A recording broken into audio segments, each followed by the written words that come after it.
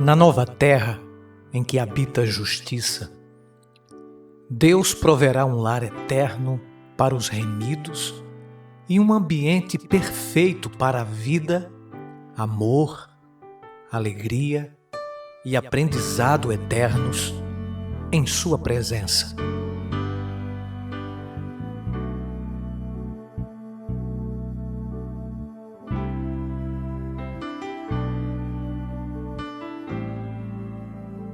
Pois aqui o próprio Deus habitará com o seu povo e o sofrimento e a morte terão passado.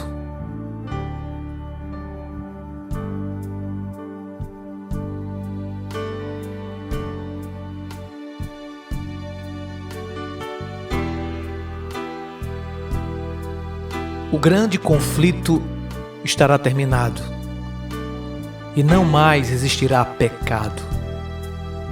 Todas as coisas, animadas e inanimadas, declararão que Deus é amor e Ele reinará para todo o sempre. Amém. Almejamos que isso logo aconteça e para sempre estaremos com o nosso Senhor. Este é o tema do Nisto Cremos de hoje, que começa agora.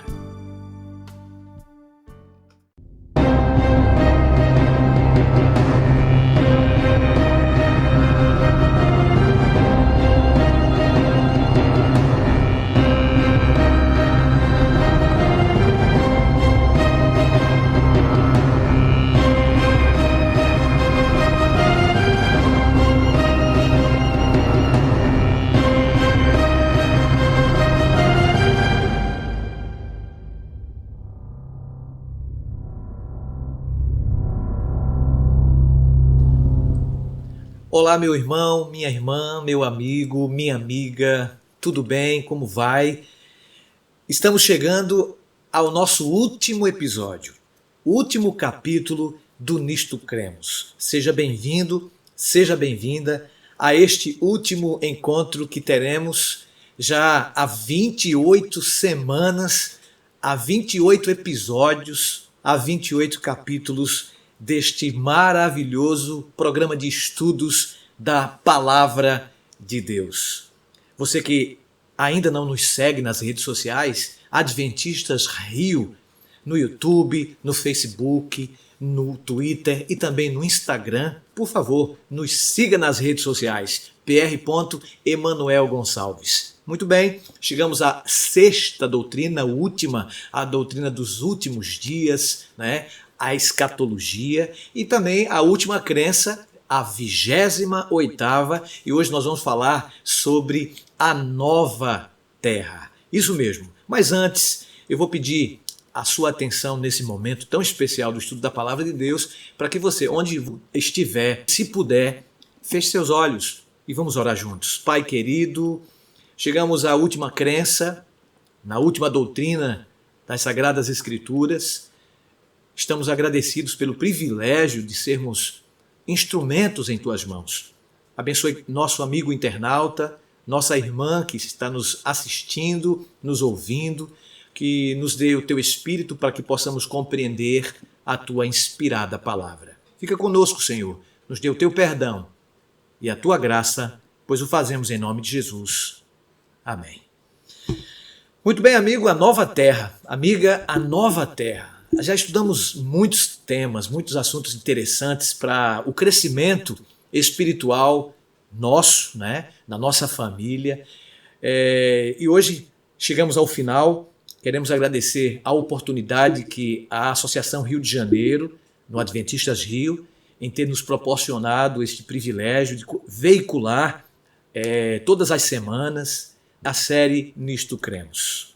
Obrigado pelo setor de mídia, pelo responsável de mídia da Associação Rio, a Fabiana Lopes, aos nossos administradores aqui do campo, presidente, secretário, tesoureiro, aos amigos departamentais da igreja, os nossos colegas também de ministério, os distritais, todos que nos apoiaram neste programa. Obrigado ao Laudemar, que foi um gigante na mídia, que é o responsável por veicular através das plataformas digitais. Deus abençoe você, a sua família. E vamos agora ao assunto mais importante, que é o estudo da Bíblia, e um dos assuntos assim que fecham justamente com a temática, com a série Nisto Cremos, a nova terra. Conforme as Escrituras Sagradas, aquilo que Deus está preparando para o deleite dos redimidos sobrepuja em tal medida a vida que agora vivemos, que muito poucos hesitariam em abrir mão deste mundo em favor do mundo vindouro. Os 2 primeiros capítulos da Bíblia falam da criação efetuada por Deus de um mundo perfeito para a habitação dos seres humanos, também por ele criados. Os 2 últimos capítulos das Escrituras também falam de Deus criando um mundo perfeito para a humanidade, mas dessa vez trata-se de uma recriação, isso mesmo, a restauração da terra, da devastação ocasionada pelo pecado. Vez por outra, a Bíblia declara que o eterno lar dos remidos será um lugar real, uma localidade em que pessoas reais, com corpo e cérebro, poderão ver, ouvir, tocar, provar, medir, pintar, experimentar com toda a plenitude. É nessa nova terra que Deus estabelecerá o céu real do futuro. O apóstolo Pedro descreve concisamente o que as Escrituras têm a nos dizer no tocante a este assunto. No capítulo 3 de sua segunda epístola, ele fala do mundo antediluviano, o mundo daquele tempo que foi destruído pela água. O segundo mundo é aquele que agora existe, um mundo que está sendo entesourado para o fogo. O terceiro mundo é aquele que aguardamos, composto por novos céus e nova terra, nos quais habita justiça. Esse terceiro mundo é tão real quanto os 2 primeiros. A expressão nova terra significa tanto continuidade quanto diferença em relação à terra atual. Pedro e João divisam a velha terra purificada pelo fogo e liberta assim de toda contaminação e então renovada no capítulo 3 de 2 Pedro, versos 10 a 13, e em Apocalipse, capítulo 21, verso 1. João e Pedro nos reforçam que haverá de fato um novo céu e uma nova terra. A nova terra é, portanto, antes de mais nada, esta terra e não algum lugar distante. Embora renovada, ela permanecerá familiar, conhecida, o lar. E isso é bom, amigo. Isso é bom, amiga. Ela é nova. Entretanto, no sentido de que Deus removerá da terra toda e qualquer mancha causada pelo pecado. A nova terra, Jerusalém, é a capital desta terra, a Nova Jerusalém. Na linguagem hebraica, Jerusalém significa cidade da paz. A Jerusalém aqui da terra dificilmente terá feito jus a seu nome, mas a Nova Jerusalém refletirá fielmente em seu nome a realidade. Em determinado sentido, essa cidade vincula o céu e a nova terra. Primariamente, o termo céu aplica-se ao céu atmosférico.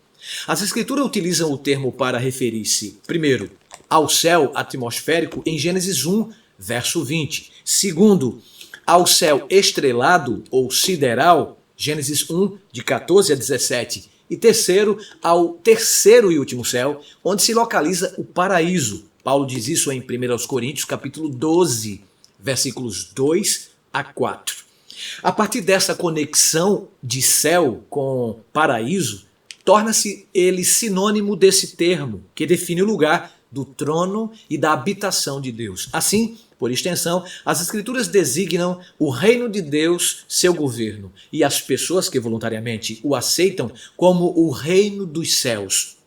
Deus responde, além de qualquer expectativa, à petição apresentada na oração do Senhor. Vocês lembram na oração do Pai Nosso? Ele diz assim, venha o teu reino, seja feita a tua vontade, assim na terra como nos céus.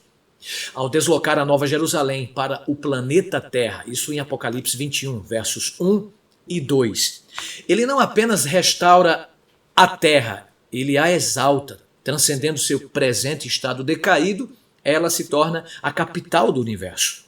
João utiliza termos românticos para configurar a beleza da Nova Jerusalém. A cidade, ela é semelhante a uma noiva adornada para o seu esposo. Apocalipse 21, verso 2.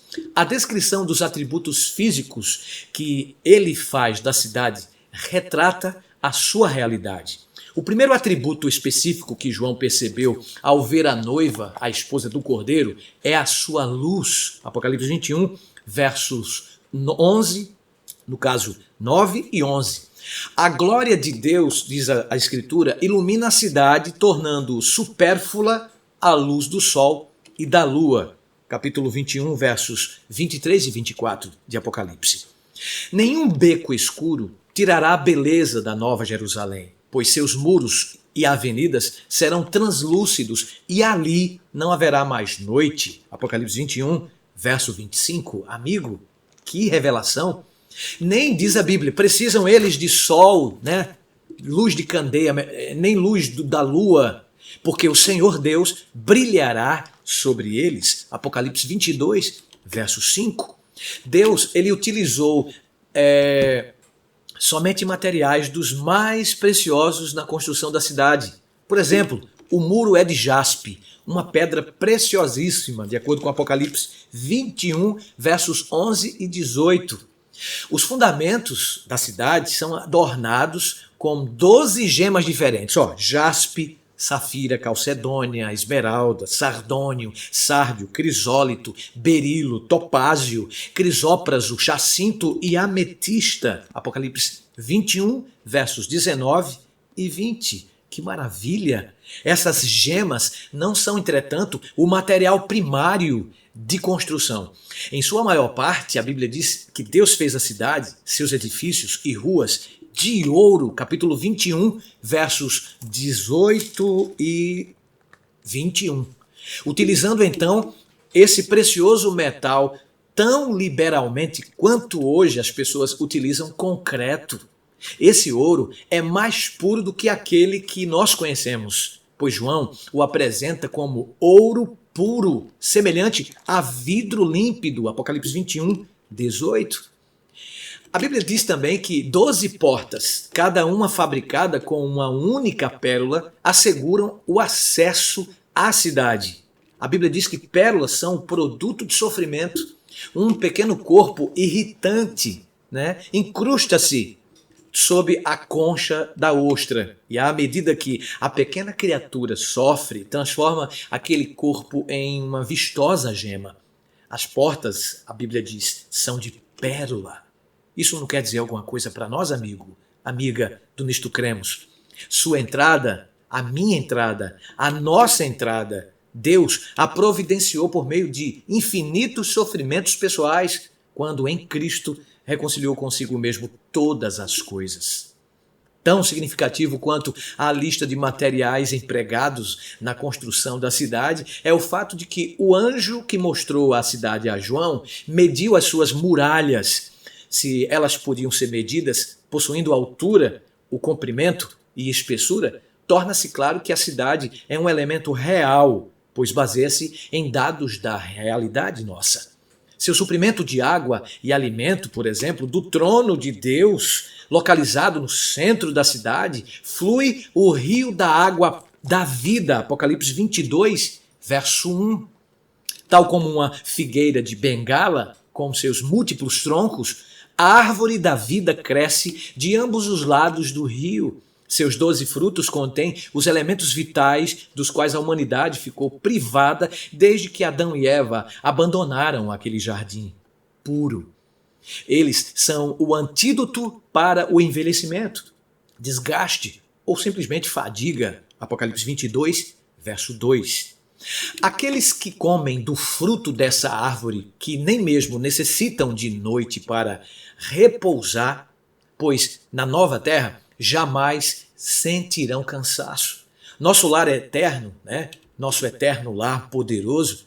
A Bíblia torna claro que finalmente os salvos herdarão esse lar poderoso. Mateus 5, verso 5, Salmo 37, verso 9.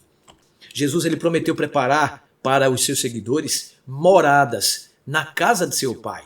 Em João 14, versos 1 a 3. E conforme observamos, as Escrituras localizam o trono do Pai e a sede do governo universal na Nova Jerusalém, que descerá até a terra. Apocalipse 21, 2, 3 e 5.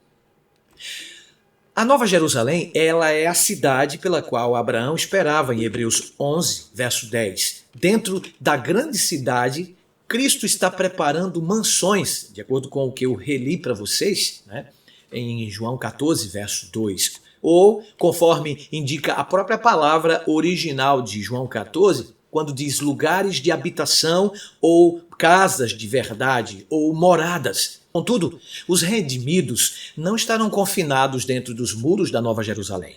Vale lembrar isso. Eles herdarão a terra, poderão deixar seus lares na cidade e se dirigir ao campo, onde projetarão e construirão os lares de seus sonhos. É isso mesmo, caro ouvinte, caro internauta, minha amiga que nos assiste. Vão fazer os lares das suas imaginações, dos seus sonhos, nas casas de campo. Plantarão vinhedos, diz a Bíblia, colherão seus frutos e deles comerão. Isaías 65, 21. No lar, junto com Deus e Jesus, será um lar maravilhoso para cada um de nós. E esse tema nos empolga, você não acha? Na nova terra, a promessa feita por Cristo a seus discípulos encontrará finalmente seu eterno cumprimento. Olha só, para que onde eu estou, estejais vós também. João 14, versículo 3.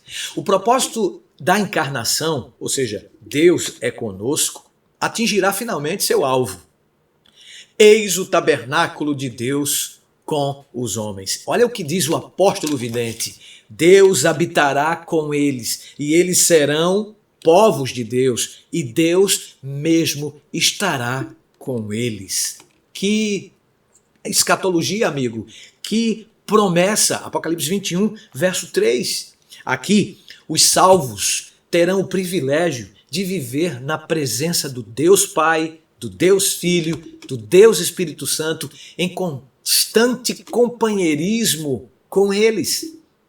A pergunta que não quer calar: com o que se parecerá a vida na nova terra? Bem, reinando com Deus e com Cristo e com o Espírito Santo, Deus envolverá os redimidos, né, nos assuntos de seu reino, sem dúvida. Nela estará o trono de Deus e do Cordeiro. Os seus servos o servirão, diz a Bíblia, e reinarão pelos séculos dos séculos. Apocalipse 22, 3 a 5. Não temos informações quanto à extensão de seu domínio. Entretanto, podemos assumir com segurança que em um dos importantes papéis a serem desempenhados nesse reino, os remidos servirão como embaixadores de Cristo ao universo, testificando de sua experiência com o amor de Deus. Sua mais abrangente alegria será glorificar ao Deus eterno. A vida na nova terra desafiará os mais ambiciosos por toda a eternidade. Os lampejos que possuímos quanto às categorias de atividades disponíveis aos remidos, por certo, estimulam nosso apetite, mas nem mesmo chegam ao se aproximar do início da delimitação das possibilidades. Já observamos a promessa bíblica de que os remidos construirão casas, né? E nelas habitarão, conforme Isaías 65, 21. Construir, amigo, amiga, implica projetar, mobiliar, edificar e potencialmente remodelar ou reconstruir. E a partir da palavra habitar, podemos formar a imagem de uma ampla gama de atividades relacionadas com a vida diária. A motivação subjacente a toda a existência da nova terra é a restauração daquilo que Deus havia planejado para sua criação original. No Éden, Deus concedeu aos nossos primeiros pais um jardim para cuidar e cultivar, Gênesis 2,15. Se na nova terra haverão de plantar vinhedos, conforme diz Isaías, por que não jardins e campos de cereais? Boa pergunta. Se, conforme indica o Apocalipse, haverão de tocar harpas, por que não trompetes ou outros instrumentos? Em última análise, foi Deus quem implantou dentro de nós, dentro do ser humano, a capacidade criadora e o colocou em um mundo de ilimitadas potencialidades.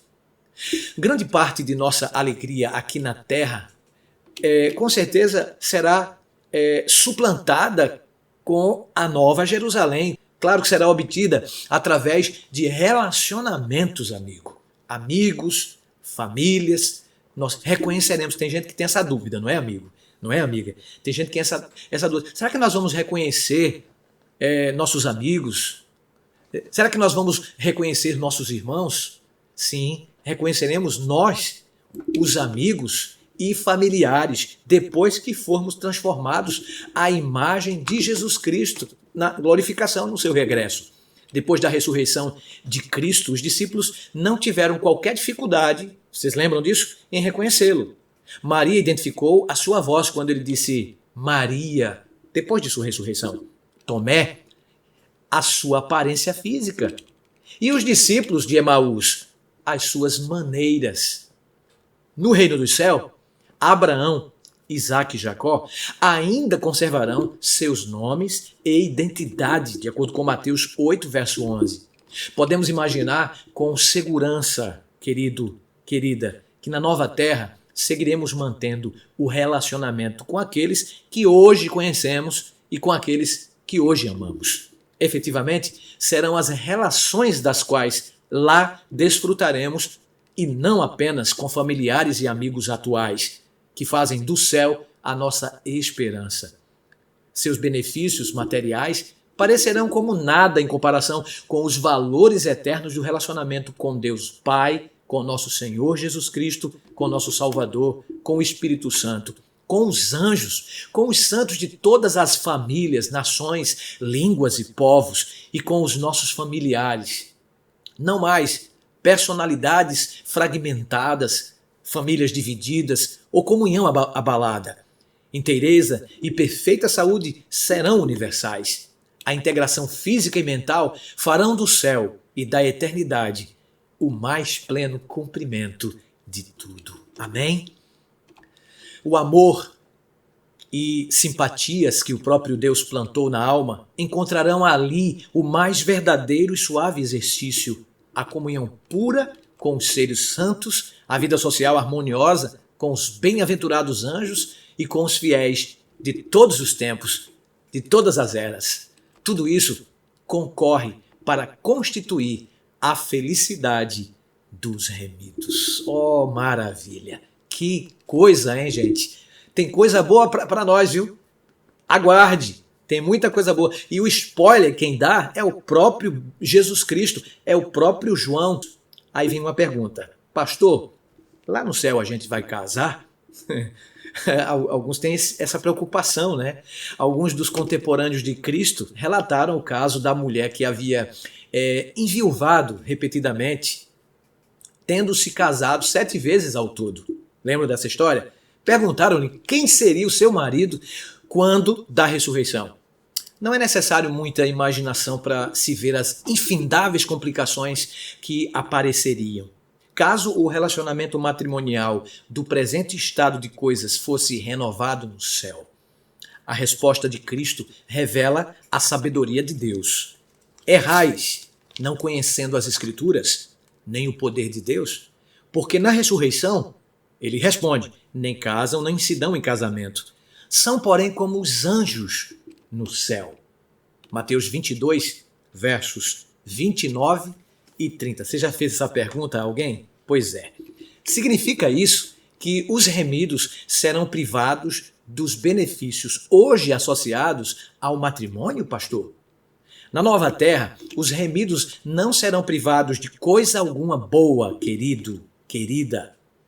Deus prometeu que nenhum bem sonega aos que andam retamente. Salmo 84, verso 11. Se isso é verdade nesta vida, quanto mais deverá sê-lo na vindoura? A verdadeira essência do matrimônio é o amor. E a maior alegria possível se encontra na expressão do amor. As Escrituras dizem, Deus é amor. E na tua presença, há plenitude de alegria, na tua destra, delícias perpetuamente. 1 João 4, verso 8 é amor. E Salmo, capítulo 16, verso 11. Na nova terra, Sem dúvida, ninguém sentirá falta de amor ou de prazer. Ninguém se sentirá solitário, sozinho, vazio ou desamado ali. Concorda? Podemos ter a confiança de que o amorável Criador, que designou o casamento para trazer alegria, prazer, a experiência humana no mundo atual, terá algo ainda melhor para o mundo vindouro. Algo que será tão superior ao casamento quanto o novo mundo será superior ao atual. Outra pergunta interessante que vem sobre a nova terra é sobre a restauração mental, intelectual nesse novo mundo. Por exemplo, a Bíblia diz que as folhas da árvore da vida são para a cura dos povos, Apocalipse 22, verso 1.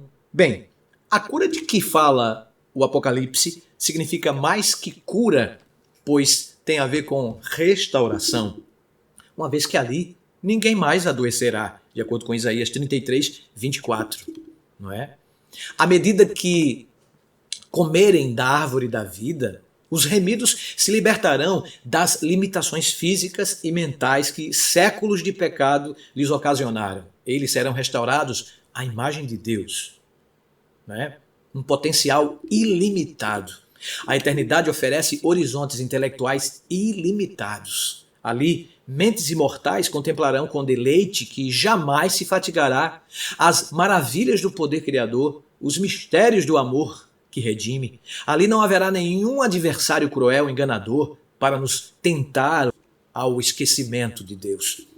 Todas as faculdades se desenvolverão, se ampliarão todas as capacidades. A aquisição de conhecimentos não cansará o espírito nem esgotará as energias. Ali, os mais grandiosos empreendimentos poderão ser levados avante, alcançadas as mais elevadas aspirações, as mais altas ambições realizadas, e surgirão ainda novas alturas a atingir, novas maravilhas a admirar, novas verdades a compreender, novos objetivos a aguçar as faculdades do espírito, da alma e do corpo.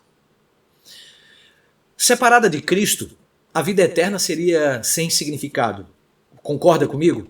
Através de toda a eternidade, os redimidos sentirão fome e sede de Jesus, por maior compreensão de sua vida e obra, por mais comunhão com Ele, por mais tempo para testemunhar diante do mundo não caído de seu incomparável amor, por um caráter que reflita mais intimamente o seu caráter. Os redimidos viverão para e com Jesus. Nele descansarão plenamente satisfeitos para sempre. O próprio Cristo vive para servir, Mateus 20, verso 28, e chama seus seguidores para viverem da mesma forma. Trabalhar para Cristo, mesmo agora, é algo recompensador. E o relacionamento assim gerado oferece uma indicação das maiores bênçãos e privilégios de se trabalhar com Ele lá na eternidade. Lá, com grande gozo e satisfação, seus servos o servirão. Apocalipse 22, verso 3. Embora os redimidos tenham a oportunidade de investigar a casa dos tesouros da natureza de Deus, a ciência mais popular será a ciência da cruz, com os intelectos restaurados à acuidade que Deus deseja que tenham, tendo sido removida a cegueira causada pelo pecado, é claro, estarão aptos a perceber verdades espirituais sob uma luz que agora apenas podemos almejar. Tornarão o assunto da salvação o tema que possui profundidade, altura e largura que ultrapassa toda a imaginação, o seu estudo e cântico por toda a eternidade. E por meio desse estudo, o redimido obterá vislumbres cada vez maiores da verdade conforme ela é em Cristo Jesus.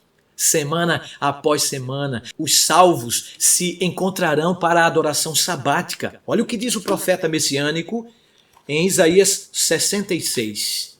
De um sábado a outro sábado, virá toda a carne a adorar perante mim, diz o Senhor. Isaías 66, 23.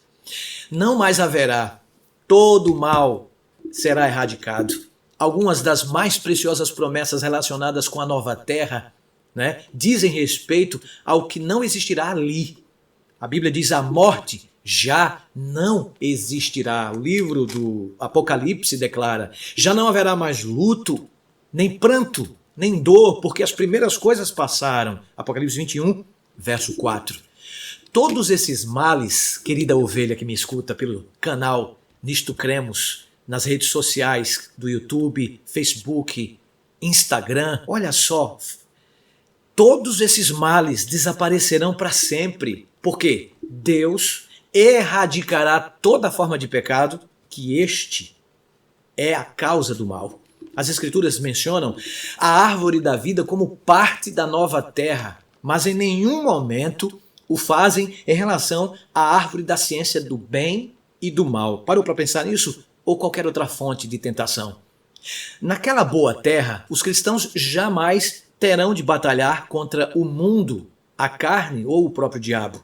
A garantia de que a nova terra permanecerá nova a despeito da entrada de imigrantes provenientes do poluído e velho planeta Terra é o fato de que Deus excluirá dali todos os covardes, incrédulos, abomináveis, assassinos, impuros, feiticeiros, idólatras e mentirosos. Apocalipse 21 fala isso. Versos 8, Apocalipse 22 e o verso 15. Ele tem de fazê-lo, pois onde quer que entre o pecado, tão somente causa ruína. Todo vestígio de maldição será removido. Apenas uma lembrança permanece. Nosso Redentor sempre levará os sinais de sua crucifixão. Em sua fronte ferida, em seu lado, em suas mãos e pés, estão os únicos vestígios da obra cruel que o pecado efetuou. Através da eternidade, os ferimentos do Calvário lhe proclamarão o louvor e declararão o poder. As coisas antigas não serão lembradas.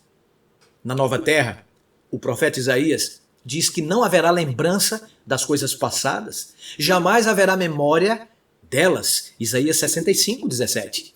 Lendo-se o contexto, entretanto, parece claro que são as tribulações que os remidos esquecerão para sempre. Isaías 65, 16. Eles não poderão esquecer as boas coisas feitas por Deus, a abundante graça pela qual ele os salvou. Do contrário, toda a imensa batalha contra o pecado teria sido em vão, não acha? A experiência pessoal dos santos com a salvadora graça de Cristo será a essência de seu testemunho ao longo de toda a eternidade. Adicionalmente, a história do pecado forma um importante elemento da garantia de que não se levantará por duas vezes a angústia, diz o grande profeta Naum, no capítulo 1, verso 9. Pensamentos quanto aos tristes resultados causados pelo pecado servirão como meio de intimidação para qualquer um ser tentado a seguir outra vez tal caminho suicida. Mas, embora os eventos do passado sirvam a esse importante propósito, a atmosfera celestial limpará essas terríveis recordações da dor a elas associada. A promessa é que essas memórias não provocarão nos remidos qualquer remorso, pesar, desapontamento, tristeza ou vexame. O valor da crença em uma nova criação, por exemplo, a crença na doutrina da nova criação, traz uma série de benefícios extremamente práticos para nós cristãos, amigo. Isso mesmo, acreditar que ele vai recriar todas as coisas, isso é motivador, você não acha? Provê incentivo para a perseverança. O próprio Jesus, em troca da alegria que lhe estava proposta, suportou a cruz, diz o autor do livro aos Hebreus, no capítulo 12, verso 4. Paulo, ele renova seu estímulo ao contemplar a glória futura, dizendo: por isso não desanimamos, porque a nossa leve e momentânea tribulação produz para nós efeito eterno, peso de glória, acima de toda comparação, segundo aos Coríntios, capítulo 4, versos 16 e 17. Apresenta então a alegria e certeza da recompensa. O próprio Cristo disse: regozijai-vos e exultai, porque é grande o vosso galardão nos céus. Mateus 5, verso 12. Paulo então reitera nas seguintes frases, nos seguintes termos: se permanecer a obra de alguém, esse receberá galardão. 1 Coríntios 3, 14. Isso fortalece contra a tentação, amigo. Moisés, ele foi capaz de afastar-se dos prazeres transitórios do pecado e dos tesouros do Egito, porque contemplava o galardão. Hebreus 11, verso 25 e 26. Prover um antegozo do céu. Pensar que existirá uma recriação, uma nova terra, isso nos dá capacidade para prosseguir. A recompensa do cristão não é apenas futura. O próprio Cristo, por intermédio do Espírito Santo, vem ao cristão e habita nele como uma espécie de garantia das bênçãos do futuro. Cristo diz: se alguém ouvir a sua voz e abrir a porta, entrarei em sua casa e cearei com ele e ele comigo. Apocalipse 3:20. Quando Cristo entra, sempre traz consigo o céu, não é verdade?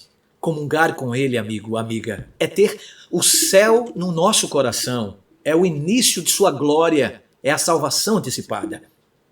Alguns veem os cristãos como tão voltados para o céu que chegam a perder todo o valor terrestre. Mas é a própria crença no além que dá aos cristãos a força para mudar o mundo. Conforme observou um grande escritor, C.S. Lewis, dizendo: se alguém ler a história, constatará que os cristãos que mais fizeram por este mundo foram exatamente aqueles que mais pensaram no mundo do porvir. Foi a partir do momento em que os cristãos deixaram de pensar no outro mundo que se tornaram tão ineficazes no mundo presente. Amigo, amiga, focalize o céu e você realizará tudo aqui na terra. Focalize a terra e você não conseguirá coisa alguma. O homem sábio terá mais cuidado em esculpir uma estátua no mármore do que em fabricar um boneco de neve. O cristão que planeja viver para sempre, naturalmente, estruturará sua vida com maior cuidado e assim exercerá maior influência sobre a sociedade do que a pessoa que imagina ser descartável, que nasceu apenas para ser jogada fora. A ocupação com os temas celestiais que o Espírito Santo alimenta possui grande capacidade de assimilação. Por meio deles, é a alma elevada e enobrecida. Sua esfera e seu poder de visão são ampliados e as proporções e valores relativos das coisas visíveis e invisíveis são mais claramente apreciados. O mundo tal como agora nós vemos, querido, querida, distorce grandemente o caráter de Deus e seu plano original para este planeta. O pecado danificou de tal modo o ecossistema terrestre que muitos não conseguem estabelecer qualquer conexão entre este mundo e o paraíso retratado em Gênesis 1 e 2. Agora, uma constante luta pela sobrevivência caracteriza a vida. Mesmo a vida do crente, que necessita batalhar contra o mundo, a carne e o diabo, não retrata adequadamente o plano original de Deus. Naquilo que Deus planejou para os remidos, um mundo não maculado pela mão de Satanás, um mundo no qual o propósito de Deus governa soberano, temos uma representação mais fiel de seu caráter. Finalmente, a Bíblia descreve a nova terra de modo a atrair as pessoas não religiosas a Cristo.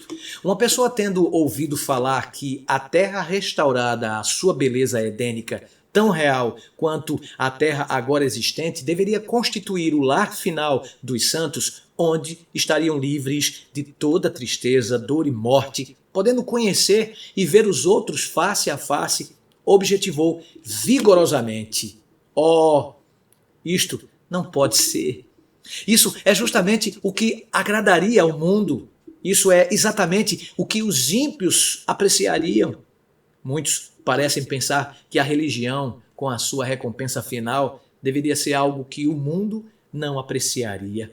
Contudo, quando qualquer estado de felicidade é mencionado, pelo qual o coração do homem, em sua condição caída, muito almeja, eles pensam que isso não pode fazer parte da verdadeira religião.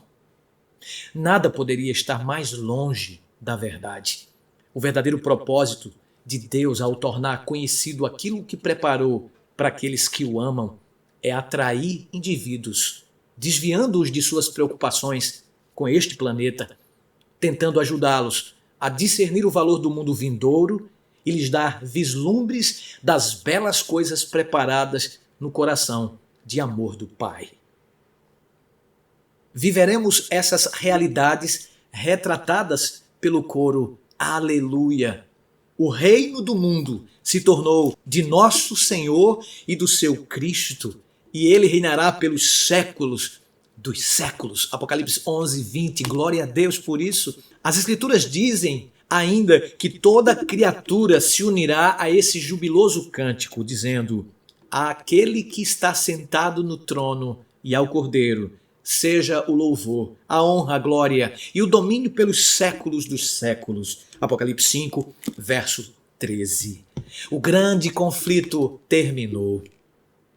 Pecado e pecadores não mais existem. O universo inteiro está purificado. Uma única palpitação de harmonioso júbilo vibra por toda a vasta criação. Daquele que tudo criou emanam vida, luz e alegria por todos os domínios do espaço infinito, desde o minúsculo átomo até ao maior dos mundos. Todas as coisas, animadas e inanimadas, em sua serena beleza e perfeito gozo, declaram que Deus é amor. Breve amigo, breve amiga, todo mal, toda lágrima, toda dor, tudo que não presta será extirpado, será destruído. E lá, na nova terra, nós estaremos para sempre, juntamente com o nosso Senhor, além do Rio Azul. Você gostaria de entregar seu coração a Ele, de entregar sua vida a Ele e se firmar nesta promessa de um novo céu, de uma nova terra, nos quais habita paz, amor e justiça? Entregue-se nesse momento, pois Jesus está com os braços abertos para receber cada um de nós.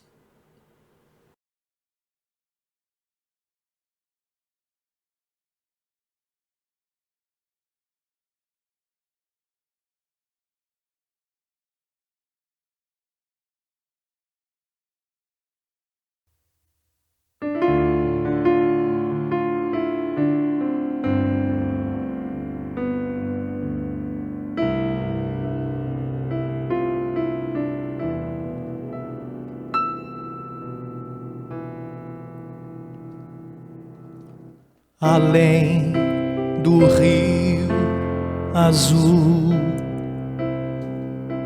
as ruas são de ouro e de cristais. Ali tudo é vida, ali tudo é paz, morte e choro, nunca mais. Tristeza e dor, nunca mais.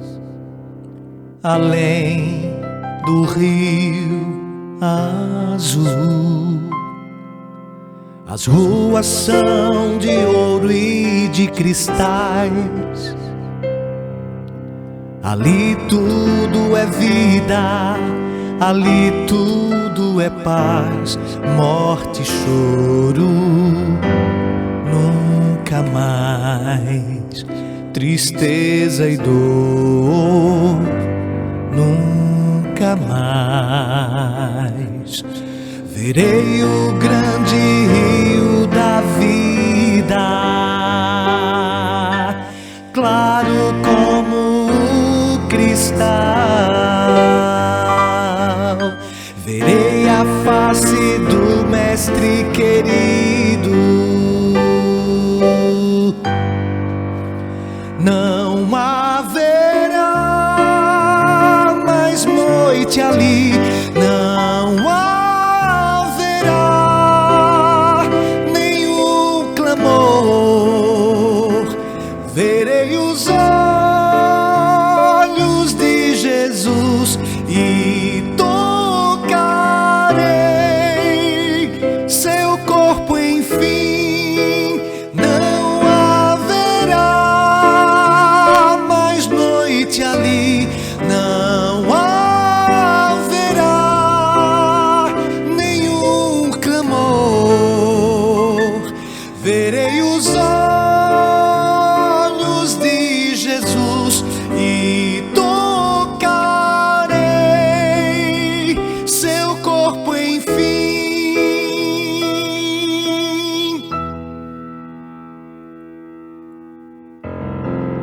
as nações andarão em sua luz, e as portas jamais se fecharão.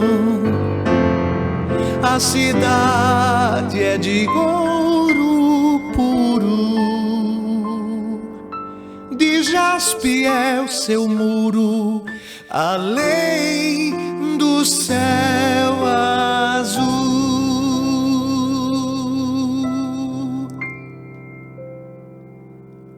Morte, choro, tristeza e dor, nunca mais, nunca mais. Morte, choro, tristeza e dor, nunca mais, nunca mais. Morte, choro, tristeza e dor, nunca mais, nunca mais. Morte, choro, tristeza e dor, nunca mais, nunca mais. Não haverá mais noite ali, não haverá nenhum temor. Verei os olhos de Jesus e tocarei seu corpo enfim.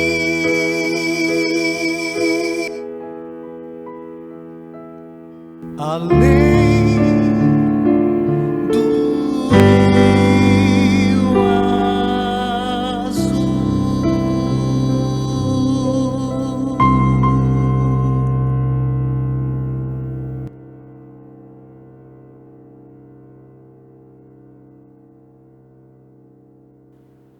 Oh, querido, que linda crença hoje sobre a nova terra. Você aceitou o convite de Jesus. Permaneça firme até aquele dia e nos encontraremos como amigos, como irmãos, todos participantes da Nova Jerusalém, do novo céu e da nova terra. Se você puder, onde estiver, feche seus olhos e ore comigo. Pai, muito obrigado, Senhor, por este estudo, nisto cremos, por este último episódio, 28º, da sexta doutrina dos últimos dias. Obrigado porque nós temos esperança. Assim como o Senhor criou uma terra perfeita, o pecado veio e tentou deturpar essa criação, denegrir a imagem do Senhor no homem. O Senhor voltará e o Senhor vai recriar tudo e todas as coisas para os seus redimidos, para que todos possamos habitar e nunca mais ouviremos falar de morte, choro, luto ou dor. Obrigado por cada um dos teus feitos para nos tentar trazer de volta para os teus braços. Obrigado pela participação dos internautas durante esses 28 episódios. Que o Senhor abençoe cada um deles. Que o Senhor abençoe sua casa e que possamos nos ver novamente, sim, debaixo daquela árvore da vida, junto ao rio de cristal, ao rio puro, ao mar de vidro. Que a tua graça, Senhor, nos capacite para estarmos naquele dia, junto com todos os anjos, todos os redimidos de todos os tempos, salvos, e contemplaremos a tua face e uns dos outros para todos sempre, pelos séculos dos séculos. Nos dê a tua graça e o teu perdão, pois te oramos agradecidos pelos méritos de Jesus, o qual vive e reina para sempre. Amém. Bem, amigo, foi muito bom ter estado com você aqui no Nisto Cremos durante esses 28 episódios, durante essas 28 semanas, estudando essas doutrinas poderosas, essas crenças extraídas das Escrituras. Que o Senhor abençoe você. Que o Senhor faça resplandecer o seu rosto sobre você tenha misericórdia de você, de nós, e nos dê a sua paz. Concluindo, fiquem, todos vocês, com a bênção apostólica. Que o amor de Deus, que a graça de Jesus e a comunhão do Espírito Santo sejam com cada um de vocês. Até lá, meu amigo. Obrigado. Que Deus te abençoe. Tchau.